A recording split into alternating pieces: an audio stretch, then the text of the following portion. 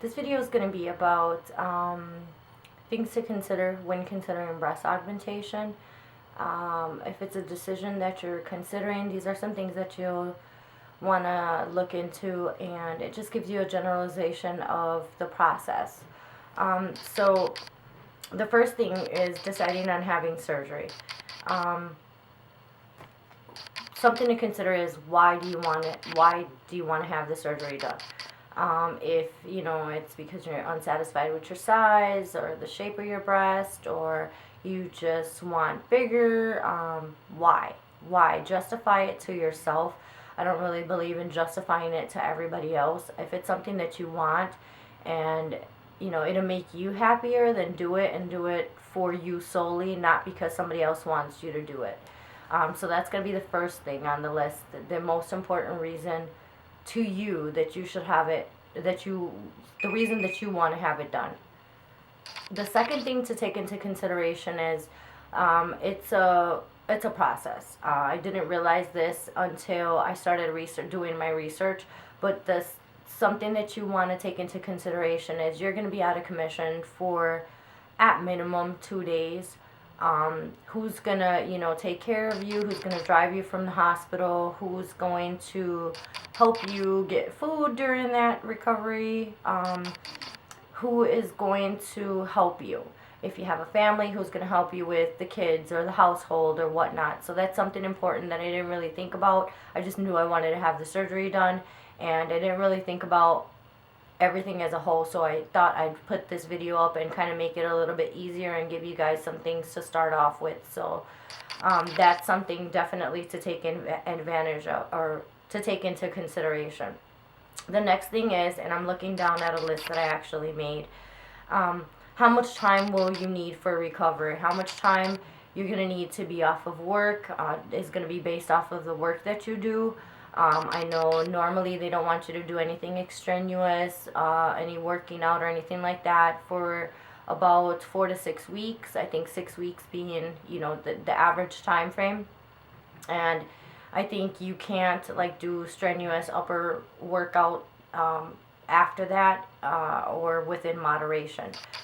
And that all is based off of your pain tolerance, how fast your swelling goes down, how your body adapts to it, if you develop an infection. But these are all things to take into consideration. I know they say on average you can go to work within I think it's 3 to 4 days or 5 days, something like that. But if you look and you do research and talk to other people and stuff like that, sometimes it takes a little bit, after 5 days you're ready, or it could take 2 weeks. So how much time do you have off, and how that time is going to be used? So that's something also to take into consideration. The next thing is the fee for the implant, or the implants itself, or the surgery itself. This part is a generalization. I guess you can use this towards any surgery. It could cost anywhere from $3,000 to, an average estimate was like $9,000. So, taking into consideration how much it's going to cost. You're going to get different quotes by different doctors, and it all depends on what you have, what you need done. But that's something to take into consideration, is the amount of the expense. How much is it going to cost to get it done? And are you going to pay that cash? Or have you saved money for it? Are you going to save money for the procedure, or are you financing it? And then if you're going to finance it, then look into the financing interest rate. Does that change? What does it change based off of? Are you financing just part of the fees or all of the fees? Which I'll get into how the fee aspect will play a factor a little bit down the line in this video. The next thing is research. Have an idea of how big you want to go.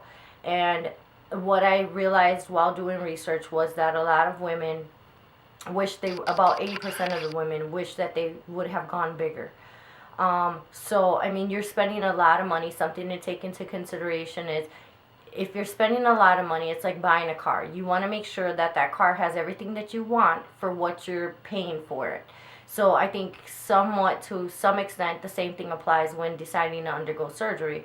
You want to make sure that you're getting the most for your money, and that you're going to be satisfied with what you purchased with that hard-earned money or hard-saved money in the long run. So after everything's over and done with.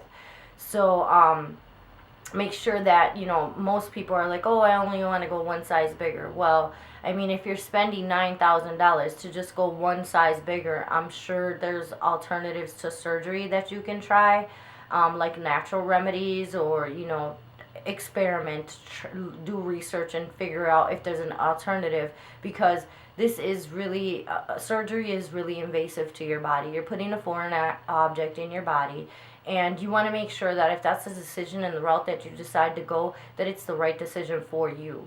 What's right for one person may not be the only option for another person. So decide on realistically what you're trying to accomplish, and if surgery is your best option. If you're going, for me, for example, I originally was like, okay, I'm a big A, and I originally was like, well, I'll be happy with like a big B or a small C. Well, I mean, if I'm considering spending any kind of money, I'm better off deciding to go with the C. In my case, that was the way that I looked at it, because I'm investing a large amount of money into something that I really, really wanted to do. So I might as well make it worth my while and be happy with my results in the end, and not dissatisfied and wishing that I went bigger. So that's, something to take into consideration. The next part is look at pictures, research. Look at, I mean, not a specific doctor right away, but look at pictures, women's before and after pictures. I'll put two, I think I have two different places that I went, and then you can look at specific doctor websites. But look at your breasts in the mirror. I mean, I looked at my breasts for like 2 weeks in the mirror, and I mean, of course, my whole lifetime, but 2 weeks, and I'm like, okay, do they look even to me? Are my nipples even? Stuff like that. What do they look like to me? And what does the side view look like to me? And then when I went to research my before and after pictures for, seeing how big I wanted to go, I actually found women that had breasts similar to what I am starting with, and what their end result was, and how many cc's they went, and what their height and weight and stuff like that was. So if it was similar to mine, I can have an idea. If I go with 350 cc's, then and we're both starting at the same point, this is an average estimate of what it's going to look like when it's over and done with. So that's something also that you definitely want to do research. I mean, I have tons and tons and tons and tons of pictures of boobies downloaded to my Kindle and my phone, and just look. The next thing to decide, once you have an idea of what you want, is silicone or saline. And this may be a tough one, but I did a lot of research, and I kind of had an idea when I went in for my consultation what I wanted. I looked at a lot of reviews. I looked at what the rate of them bursting was. So the rate of failure of the product. So there's saline and there's silicone. And the new silicone that was released in 2006, what research was done on that. How, what the silicone would be like if there's a rupture.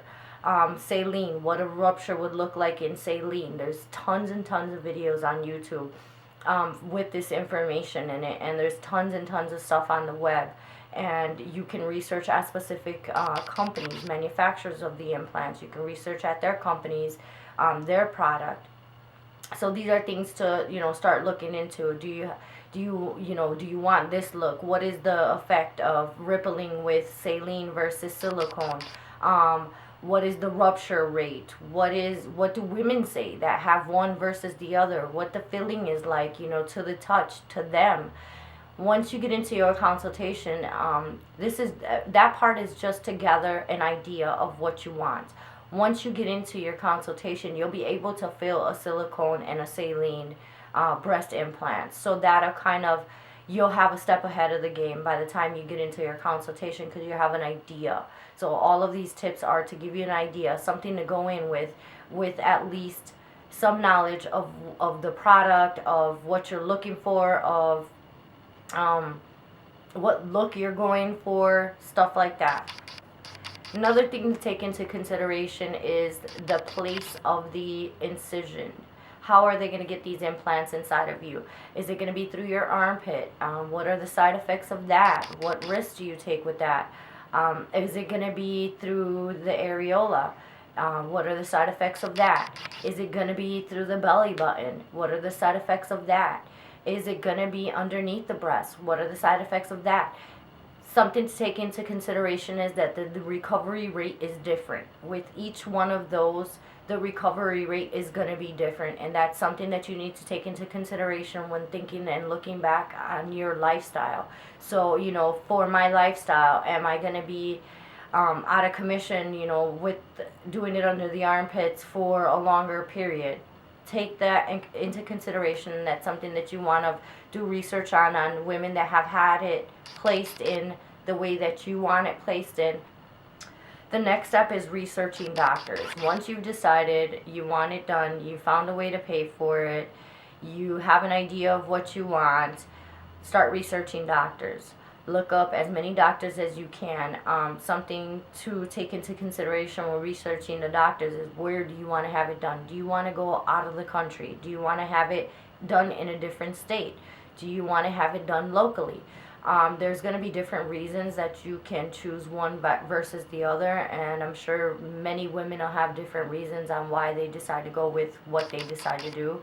Whether it be for the purposes of expense, whether it be the purposes of having a doctor nearby, whether it be the purposes of, this is a renowned doctor and I feel comfortable with him, so it's worth me taking a trip out of the state or out of the country. There's different things that are going to play factors, but it's something to take into consideration, something that you really, really need to talk about, research, and look into. What doctor, what certifications, what his work looks like. If you can see his work before you go into the consultation, and what his fees are like. So research the doctor as much as you can. Even if you know somebody that has had surgery by that doctor, what their before and after was, what the experience was with that doctor, stuff of that nature. Something also, just a little side note on that, I originally was considering having it done out of the country and going into a different country to have it done, but something that came up during that thought process was, if I'm out there, let's say for 7 days or 10 days, what is the aftercare going to be like? Like, what if something goes wrong at 3 months post-op? How am I going to get that taken care of? What if an infection develops? What if? So that's something to ask yourself. What if I have it done out of the country or in a different state or whatnot, what is the aftercare going to be like? And how are you going to get that accomplished? The next and final step is going to be to schedule a consultation. During your consultation, there's going to be a couple of things that or during the consultation, there will be a couple of things that are going to be covered. So this is kind of what to expect during a consultation. Normally what happens is you go in for a consultation and, you have a gown, a hospital gown or whatnot, or, something like that put on you. And then, the doctor comes in, you meet him, you kind of give him an idea of what it is that you want, and he starts telling you, or he looks at you, he gets a size, a visual of what you have now, an idea of what you're trying to accomplish, and he will give you an estimate. He will take measurements. In most cases, I don't know if they do it the same everywhere. This is how it happened where I am. And so you go in there, he looks at what you have, breast-wise, if you're going to need a lift, if your nipples are, even, if your breasts are the same size, one's bigger than the other, he'll tell you that, which one is bigger than the other, and then he'll give you an idea of how much it's going to cost you to perform the surgery. Now, I'm not sure if everywhere in the country it's the same thing, but it doesn't go by how big you're going. It goes by what you have at least the original first time you have breast augmentation. This is my experience. Um, I'm sure, like, if you're expanding, they're gonna have to do a removal and then add, and all the pricing is gonna be different, I'm sure. But I'll give you an estimate of how much it's gonna cost you. It doesn't matter at that point how many cc's you decide to go with, because it's your first surgery. So a good doctor, a good surgeon is gonna recommend that you go within what looks normal or almost normal on your body. So that's something, those are some of the things that'll be covered. Now, usually they want you to come back. They don't spend a lot of time, an excessive amount of time during the first visit, because it just gives you something to take, a number to take back and ponder on and decide if it's something that you want to do or not. When I went in, I knew that this is what I was going to do. I had an idea that this was the doctor I was going to do it with. On that, and side note to that, do a couple consultations and see if you can see the doctor's work. Like if you know somebody that has had work by this doctor, stuff like that. But do a couple consultations before you decide. But so I knew that I was going to have the procedure done, and I was mainly excited about doing the fitting. So I wanted to make sure that I could actually knock everything out. I believe that the normal process is you come back a second time for the fitting. But this doctor was willing to work with me and accommodate me, so I was able to do the fitting during my consultation.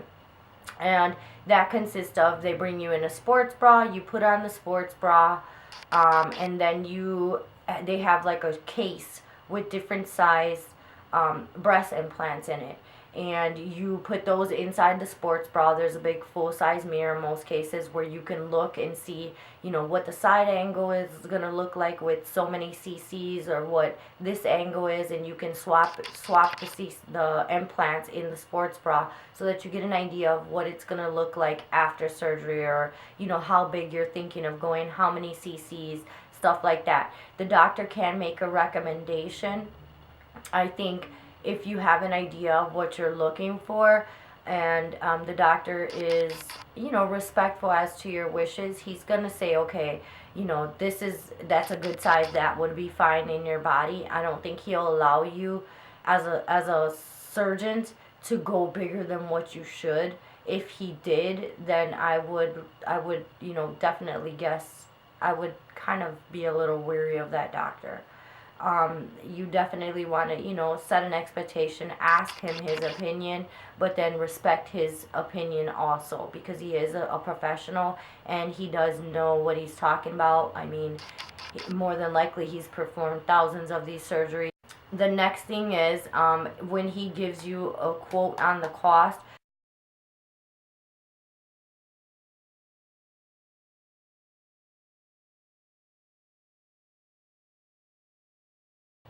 something that they would like you to do is to stop smoking at least 2 weeks before surgery.